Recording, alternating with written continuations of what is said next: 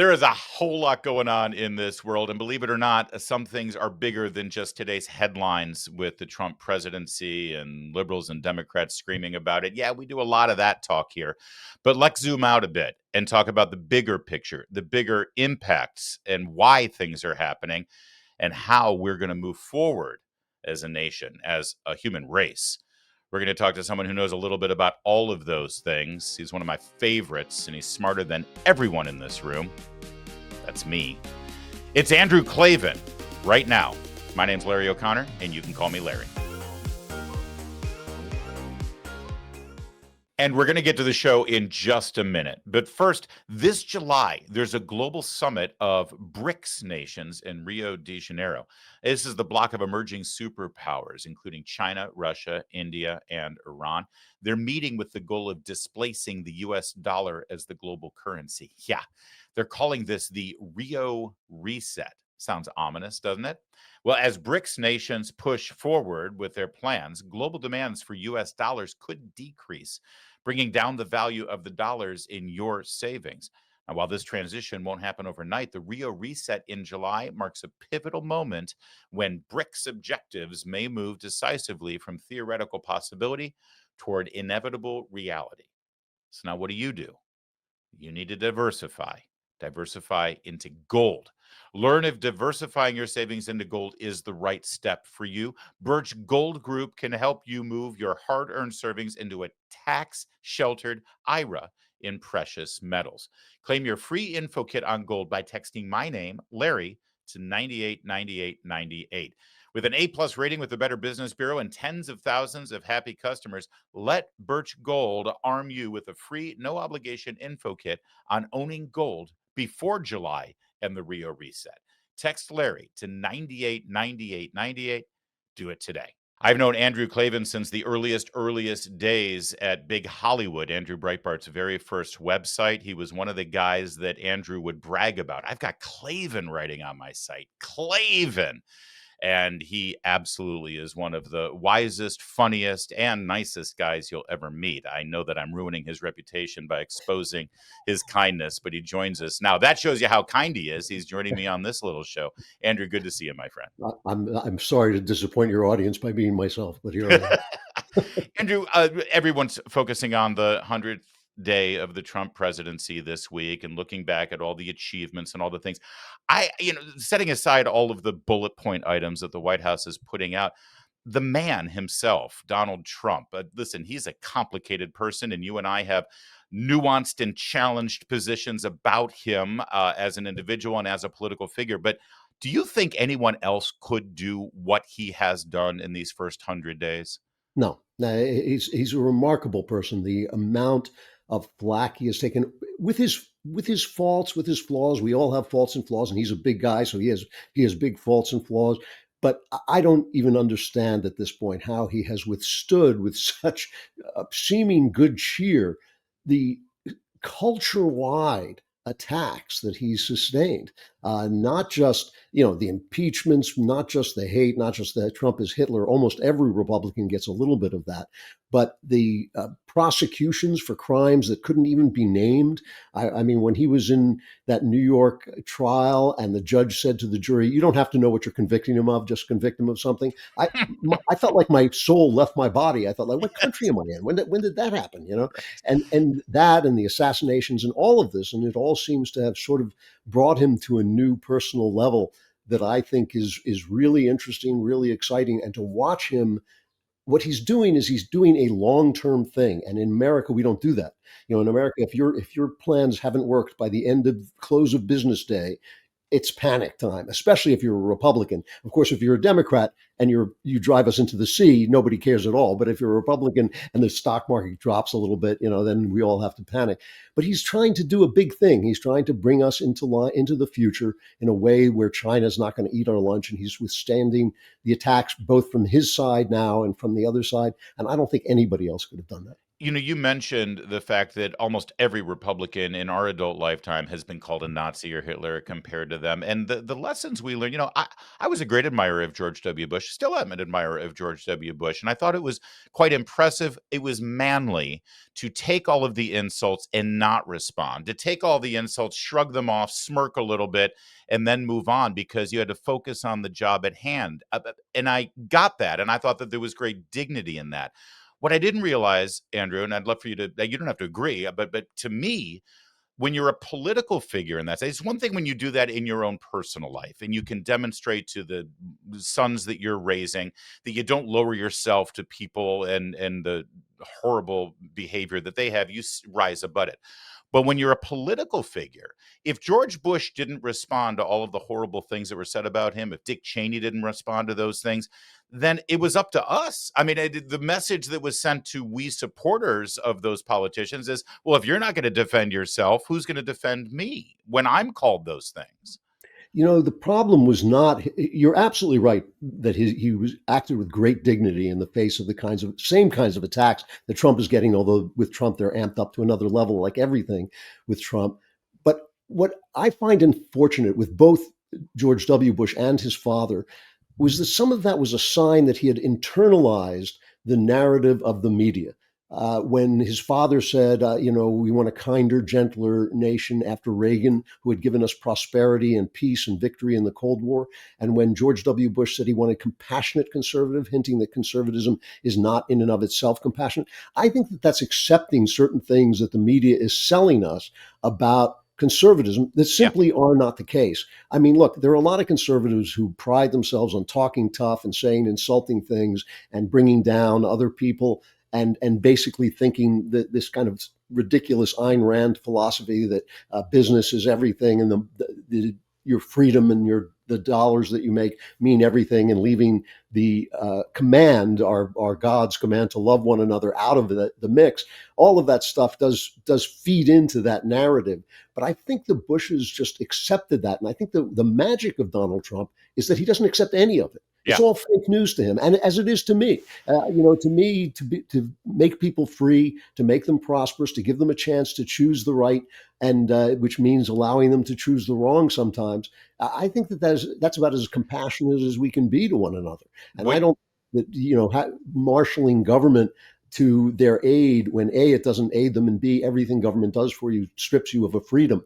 I right. don't think that particularly is compassionate. Well, everything you just described led us to sort of the perfect Frankenstein monster of that kind of Republican, Mitt Romney. Again, a good man, Yeah, but his good people. approach, his approach to going after Barack Obama or trying to win that election, he let the media steamroll over him. He let them define the narrative. He let them make fun of him. And it's almost like we as a party, when Trump came along and said, "Yeah, we're not going to play that game anymore," it was this release. It was this cathartic moment that, again, I think demonstrates that only Trump can do what Trump has been able to accomplish. Yeah, I mean, I think the big mistake that everyone makes is that Christianity doesn't scale. When Jesus said, "Render unto Caesar what is Caesar's," what he meant is the government does a thing. It's not what we're doing. We have to be charitable. We have to be compassionate. We have to be kind.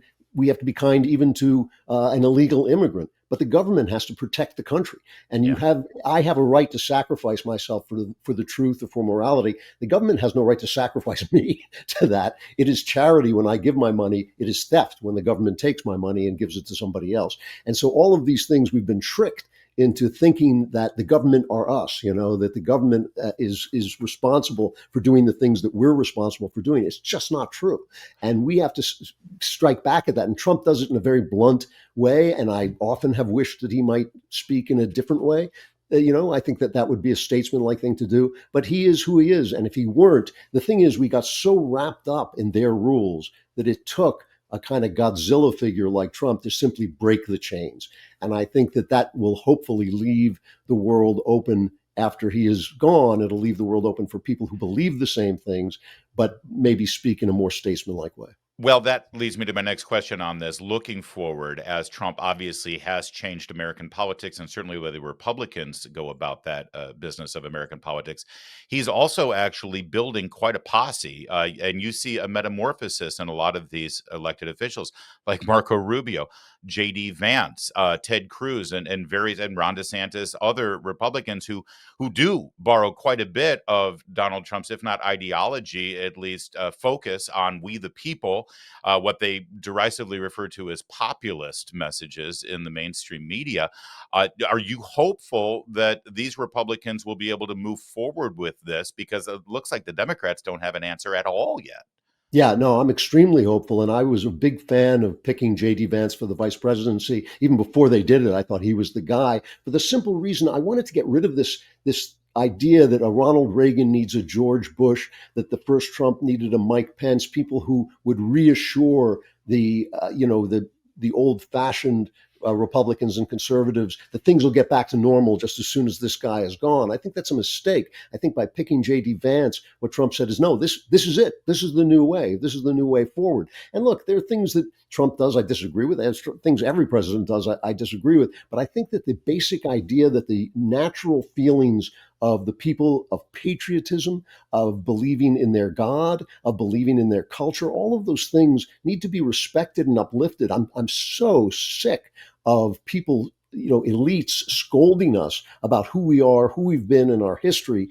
This country has accomplished more wonderful things than I think any country that's ever existed before. And that is not saying anything about my great respect for Great Britain, for Rome, for ancient Greece, all the great countries. But we are one of those great countries. And the idea that a president might go on an apology tour to a people of a small, nasty, violent disposition is just so insulting. And the idea that a president has been assigned to fundamentally transform our country, and that we are, as Joe Biden said, that we are structurally racist. All of these things are false, and we partake of the flaws and sins of humankind like everybody. But this is a great country, a great idea for a country. It can continue to be great, and I think that that's the thing that Trump is bringing back. And it respects the people and also puts our leaders in the position where they serve the people, which is what the left has forgotten entirely.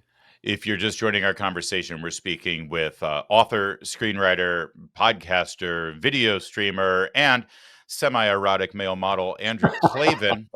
Of course, all of his shows over at the Daily Wire Empire. But when I think about your writing and also your show, Andrew, I feel like oftentimes, you may not be doing this deliberately, but to me, when you write a book, when you write a novel, your thrillers are fantastic. And when you do your show, I feel like you're speaking to men. I don't know if you do that deliberately, but I feel like you're trying to make men better in our culture. We need men to be better in our culture. And I don't mean better in a feminist check your toxic masculinity at the door kind of way. Men have a role in our society. And am I wrong in picking up on that? Or maybe you're doing it subconsciously, but when I read your stuff and when I hear your show, I feel like you're challenging me to level up and be a better man. Well, I think, I write in the tradition of the tough guys, and I think that that's a naturally masculine field. It's my natural voice. But I do believe that men and women are one flesh. I believe that what men, I often say that the future is male. And what I mean by that is it's men who are kind of assigned, tasked with going out and building the world in which women create and nurture the world to come. And I think that those are both essential tasks deserving of high respect and high service. But I think that the thing that shapes what the world is going to be is the men who go out and do the things out in the world that they do. It's been shown when these guys who think that they're women take estrogen and take female hormones trying to magically transform themselves into women. One of the things that happens to them is they lose their interest in the greater world and start to become more domestic, start to care about the world around them. I think both of these things are amazingly important. It always drives me crazy when people just say, I'm just a mom or just a homemaker. I think that is the central task of humankind. But I think that it is men who make that possible. And not just obviously by inseminating women, but also by protecting them and building a world in which they can do the central important thing that they do, which is building homes and building families. Well, that brings us back to American politics, of course, because it's the law. If you're doing a show like this, you have to talk about electoral politics. But and from watching your show so often, I mean, an election is important. Politics is important because it is a reflection of our broader culture. It sort of gives you a snapshot of where we are as a people. So let's look at this last election. Much has been said about the Bro podcast and Trump and Vance going and hanging with the guys and just sitting there with Joe Rogan or whoever, and the Ultimate Fighting Championship and all that stuff. But it is remarkable the swing of young men in this country, how quickly they were able to follow that and say, "Oh yeah, it's okay to be a guy again," and how quickly that vote shrunk. Trump was told, you're going to lose all of these white suburban women voters. You need to sort of, soften your positions and appeal to them. And he said, "No, I'm going to be who I am. And if that's going to be a danger of losing, instead, I'll build up this vote over here." And it was a remarkable thing to happen. And I think it signals a cultural shift here for young men. Yeah, one of the great shocks to me in working with younger men is how angry they are at women. These two generations undermine that were raised by feminists and then got out in the world and found out women aren't anything like what feminists said they were like. They don't want to do the things that feminists said they want to do. They aren't looking for the things that feminists said they're looking for. And in fact, they need men a lot more than a fish needs a bicycle, and men have to step up in order to win their favor. I feel pity for these guys because either they've been defeated by feminism by thinking that they should say to women, "Oh, please, please, I'll be a feminist if you'll only like me," or they've been defeated by feminism by being angry at women and adopting this kind of Andrew Tate, imitation strength, like I can be a man by controlling and dominating and bullying women, Yeah. which I think is just as unmanly as being a wimp, trying to please them. I, And I think that this leadership that Trump does display, and he certainly has respect for women, he promotes them all the time. That leadership quality that he displays is more what men are looking for, and when they see it, they know it, they recognize it. Even if it comes in a style that we're not familiar with, they get it and they'll follow it.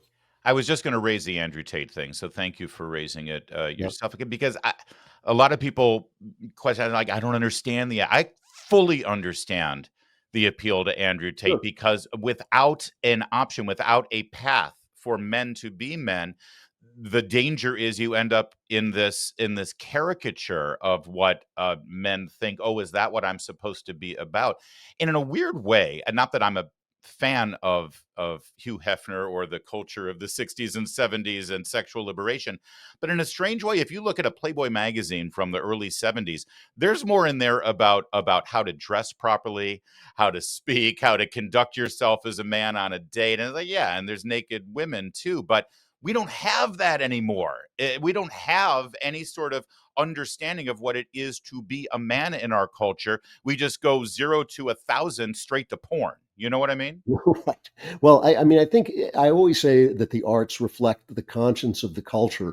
And I think if you go back and look at the last really good moment we had in the arts, which was the golden age of television around the year 2000, almost all of the best shows were about outlaws. They were about The Sopranos. They were about Breaking Bad. They were about, Deadwood. They were about people, guys who were guys, The Shield. They were guys who were guys, but they were corrupt and evil. And I thought, well, yeah, because when you outlaw manhood, only outlaws will be men. And that's what we were looking for. And now I think the artistic culture has gone into a kind of nosedive, a flatline, because we want to go back to seeing what a good man is like. But before you do that, you have to show what a good woman is like. And it's nothing like what feminists told us a good woman is like. And so,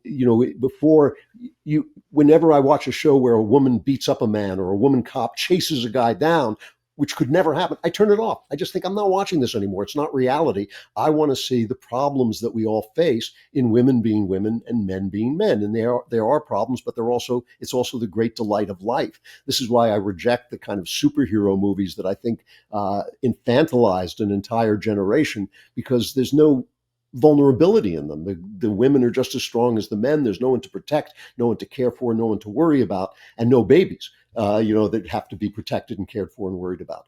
And so these are the things that, like, natural human life leads us to. How are we going to protect our women? How are we going to raise our children? How are our women going to become the kinds of people who can nurture children into adulthood? And how are the men going to become the kind of men who can allow that to happen? Those are real serious questions, not just societally, but for each person's soul. And we allow the feminists, and when I say feminist, what I mean is leftist feminism, because Yes. leftism takes over every movement in America. Those are things that the feminists told us we were not allowed to talk about. And unfortunately, a lot of people believe them. I mean, I lived my life ignoring feminists, but like most people were paying attention.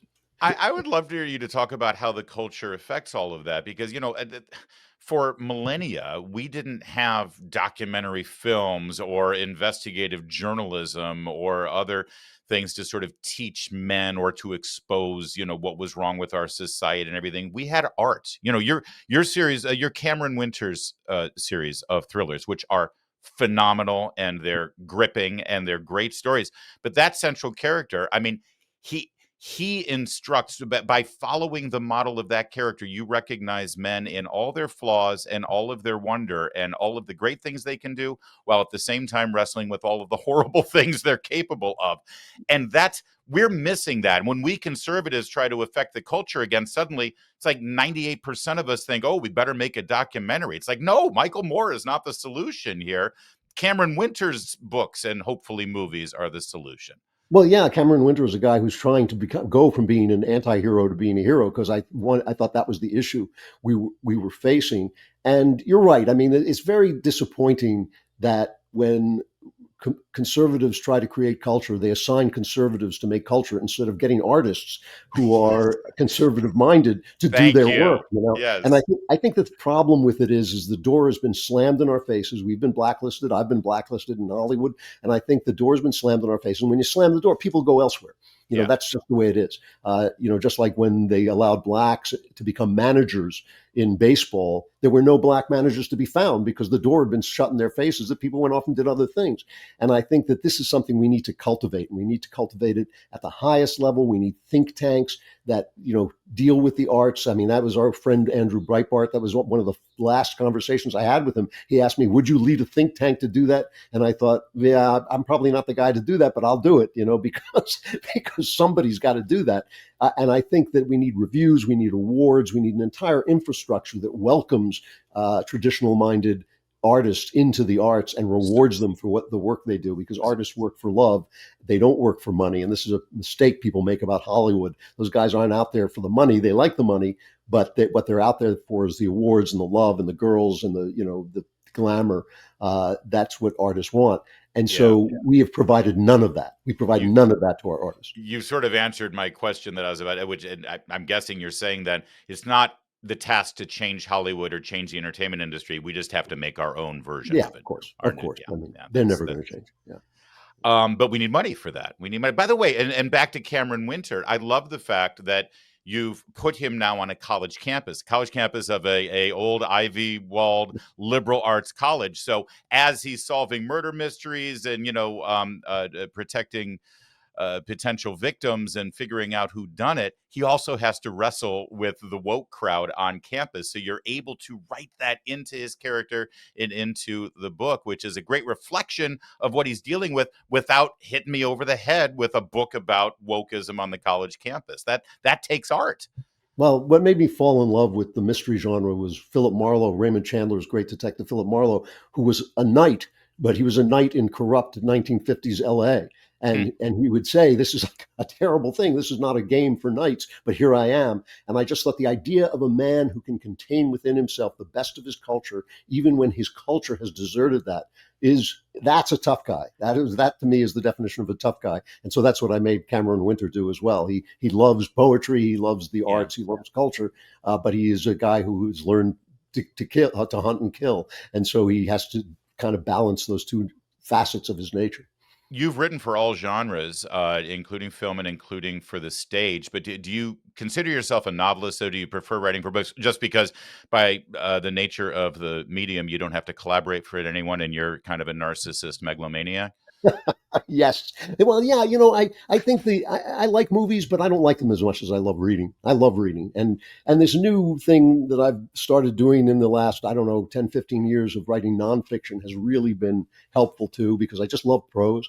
I love writing prose, and I love, there's some certain things. If you don't say certain things in a nonfiction way, they start to leak into your fiction. You start preaching in your fiction, and I wanted to clear that out entirely. And Yeah. so, and I've been writing these books. I have one now, The Kingdom of Cain, uh, Yes. that are You're about. you're artfully steering me to the book that's out right now. It's like, what's taking you so long, O'Connor? I've got a book out now. Yes. No, no, I trust you. I trust you entirely. Whoever you are, I trust you. I But was bringing us but to, well, your but nonfiction books. Oh, finish your thought. I'm sorry. well, just that I think that the arts themselves have been misunderstood at the deepest level by a leftist atheist culture that does not understand that all art, whether it's written by an atheist, whether it's written by a communist, whether it's written by a priest, all art is about God. And I think that then when you start to understand that, you start to see what art is really about, because all art comes from inspiration, all inspiration comes from God. And so all art that is great, that is art, that is great art and good art and true art, will speak to us about something more important than ourselves. And because we have learned to teach art as if it were not any of those things, our teaching of art has collapsed. And so that's what I'm writing about. Yeah. Well, I think there's a through line to three of your nonfiction books, including the current one. A Great Good Thing, A Secular Jew Comes to Faith in Christ, is a phenomenal book that we have spoken about many times, and I often recommend it to people who are struggling with their faith. And then The Truth and Beauty, I want to read the full thing, How the Lives and Works of England's Greatest Poets Point the Way to a Deeper Understanding of the Words of Jesus. And now your latest book, The Kingdom of Cain, Finding God in the Literature of Darkness. Obviously, your first book, or not your first book, but your memoir there that I mentioned was very personal. It was about your journey to the Lord. But now these last couple of ones I mentioned, including Kingdom of Cain, this is about such a broad understanding of Western civilization and English literature, and how God's hand is very much involved in writing those incredibly important stories that have affected our life and made our civilization thrive. Is this a conscious effort on your part, or are you just inspired in some way? They're just like, oh yeah, someone hasn't written this, I better be the guy. Well, it's a conscious effort now, because suddenly I realize what I'm writing about. That's one of the ways writing works. You write ahead of yourself, you get ahead of yourself, but you start to understand this. The Kingdom of Cain comes out of two things. It comes out of one, my frustration with openly Christian art, and how it is happy, and it's family oriented, which is fine. I'm glad there's family entertainment, but it says nothing about the real world. It says it's this fantasy Christianity. I mean, when you look back, Christianity created the greatest works of art that have ever been created.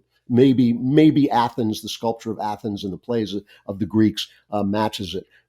But really, when you look at the Sistine Chapel, when you look at the works of Bach and Mozart, when you look at the works of Shakespeare, which is Christian writing, you suddenly see, oh, this inspired great work about everything. When you look at Shakespeare, he writes about murder, he writes about all kinds of things, and all those things are in the Bible. And yet I get, as a thriller writer, a crime writer, I get these letters all the time that say, you call yourself a Christian, but there's evil in your work, and there's prostitutes, and there's cursing, and there's gore and death. And I think, well, yeah, because God is the God of this world, of this very sad, very wicked world, That's and right. He is the God here. And if you speak truly about those things, you'll not only speak about Him, but you'll speak about Him in a real way, so that people don't think, that it's like it's like a woman who thinks that watching romantic comedies will teach her about love. That woman will never find a happy marriage, because she's completely deceived about what love is like. If you're a Christian who thinks that the world is going to all be, roses because you believe in Jesus, you will lose your faith in a great big hurry when you find out what the world is really like. So the Kingdom of Cain is about famous murders and how they inspired art, and how the art found something in those famous murders that is, in fact, incredibly uplifting and illuminating about our relationship with God. And finding, obviously, the story of Cain and Abel comes immediately after the fall, immediately Right. after the banishment from the Garden of Eden. We are a fallen race, and everything in human history since that moment has been trying so hard, desperately, to recover and get back closer to God, where we hope to be. So by framing so much of literature around that murder, that ugly, horrible act, is an amazing insight, I think, of yours. But isn't it interesting that that murder was out of jealousy over pleasing God? Yes, that's right. That's why that murder occurred. And there's a lot of literature in which Cain says, "Look, it's not fair. It's not fair that like we get punished for things our parents did, that our parents were put within reach of temptation. Why is the world like this? Why are we getting shafted for what Adam and Eve did?" And just like in childhood, the traumas you go through repeat throughout life because they become part of your psyche. The murder of Abel by Cain sets the pattern for history. If you look for it, and this is one of the things the Kingdom of Cain explores, is that it recurs, the brother battle recurs throughout the Old Testament. And in many ways, it's part of it's what the New Testament resolves, is Sure. this battle between the older and the younger brother, between the one who serves God and the one who feels he has the right to inherit. And that story is just repeated again and again and again in the Bible, in the same way that other murders are repeated again and again in movies. And those are the murders I look for and explore in the Kingdom of Cain, the ones that somehow had such a traumatic effect on the artistic imagination that artists couldn't stop creating works of art about them. Kingdom of Cain, Finding God in the Literature of Darkness by Andrew Klavan is officially out on May 6th. Of course, you can order it now, and it's already a #1 bestseller there at Amazon. Are you happy with how Amazon has sort of changed the publishing industry at this point? I was worried that they were going to be an evil empire and they're going to destroy bookshops and all of that stuff.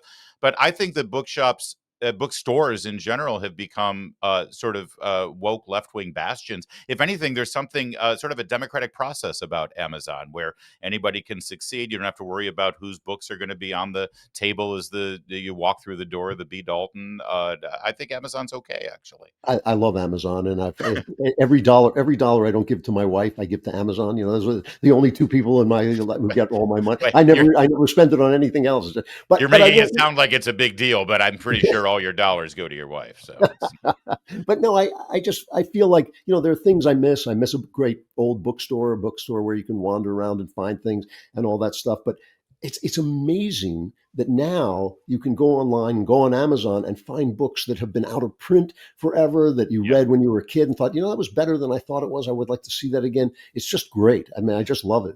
This conversation that we've been having over your book, Kingdom of Cain, and about the Holy Scriptures, and about which is also a work of literature as well as Yeah, inspired and yeah, holy. Um, I s- I dare say that this conversation could have easily been had in a high school English literature class, maybe 50 years ago, maybe even 30 years ago. Not now. Not yeah. now. This discussion you and I are having, and even discussion of the themes in your book, I dare say it's probably not even found at the high school level. Is that because of, well, I don't know. Why do you think that is? Well, I think it's because faith has gone out of the world. I think the great poem about the long withdrawing roar of the sea of faith is absolutely right. That the acquisition of scientific knowledge, though a great blessing, has come with a great curse, which is that we've lost our sense of reality beyond the scientific Mm, worldview. That is changing now because science itself is telling us that the world is based in spirit, not in flesh. This is the thing. We haven't caught up. The culture has not caught up with what science is telling us about creation, and it's really changing everything. But for the time being, those people who would like to banish God, and I identify a lot of them on the left, but there are people on the right as well who want to get rid of the true God and want to replace it with their own kind of anger and hatred. I think that those people have a great stake in teaching the culture as if there were no God. So if you go into a literature class today, if you arrive in college, loving, pick your writer, Charles Dickens, David Copperfield, what a great book.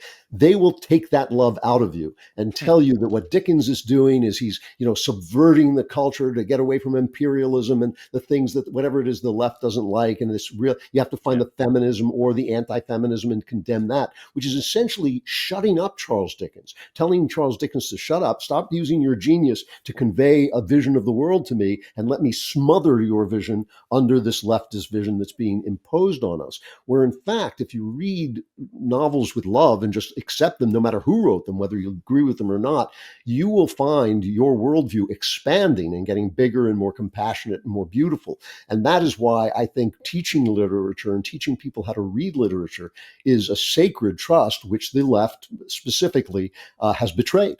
And so the books that I'm writing, you asked me if I'm doing this on purpose, and the answer is absolutely yes. I want to show people that the poetry of Wordsworth, the films of Alfred Hitchcock will all lead you to the place you need to go, even though they contain murder and horror and, sad, tragic stories where prayer doesn't help you at all. All of those things happen in real life, and they happen in a world that is not just created by God, but an expression of his nature.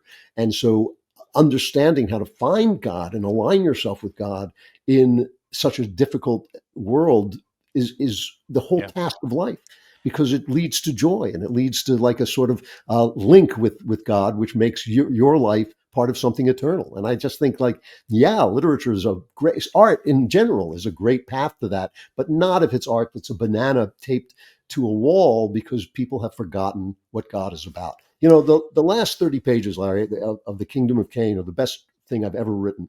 And all it is a tour through a museum of my imagination to show you what happens when God goes out of art and show you exactly why our art is insane art. And the great art, the art at the moment of the height of faith, is some of the most beautiful art ever created. And yet you can still find traces of that art in any genius who's working. Well, if you have been wondering and pondering how the story of Cain and Abel and that history's first murder connects eventually to the Roadrunner Wile E. Coyote cartoon themes, which, if you think about it, is very much in the same vein. Yeah. Except he never seems to die. You want to read The Kingdom of Cain, Finding God in the Literature of Darkness. Real fast, Andrew, I wanted to ask you your Substack. I wanted to promote it really fast. The one that you're doing with your son, Spencer, who is brilliant and incredibly talented, and you obviously are very proud of him, although he needs to stay in his lane because I'm getting a little sick of him doing so many things. The New Jerusalem is such a unique and creative Substack where you correspond with your son about all of the important things in the world via letters. You're talking, it's like Les Liaisons Dangereuses, the original version of that French novel. Who came up with that idea? And are you getting the response that you should be getting? Because it's one of the most creative, brilliant things I've seen. Thank you. We're so proud of it. We're not entirely getting the result. I mean, we have a lot of subscribers, but we need people to pay to subscribe because we can't. It's so much work. We have to do it every day, and we can't do it for free. And it's frustrating to both of us. Neither of us is a very good businessman, and so we really don't know how to lure people in and say if you'll get this special thing if you subscribe. So basically we end up kind of pleading with people to please subscribe, and they don't, and so they do subscribe. We've got a lot of subscribers, but we're having a hard time converting them to paying customers, and we've been debating how to do this, or maybe being forced to shut down. But we are both of us. The thing is bigger than we are. We sit there and go wow, these letters are better than we are, and are saying things beyond our capacity to say. So we're very excited about it, and it's very beautiful. And as long as we feel that God is speaking through it, we'll do everything we can to keep it alive. But it is thenewjerusalem.substack.com. And if you go over there and can give it support, please do, because it's a remarkable conversation, more remarkable than we thought. Yeah. Well, and I'm one of those free lurkers. So, all right, I'm going to pay up. I'll pony up and get the annual. I will. I do, because I love it. And it enriches me. So I appreciate it. Andrew Klavan Show on all platforms. And of course, the new book is The Kingdom of Cain, Finding God in the Literature of Darkness. We're always smarter after having a conversation with you, Andrew. So thank you for that. It's great to see you, Larry. It's a low bar, let's face it. Well, I have I a didn't long want to way say to that. go. Thank you, Andrew. That is it for this special edition of this program. Thanks for watching, and we'll be back next time. In the meantime, My name's Larry O'Connor, and you can call me Larry.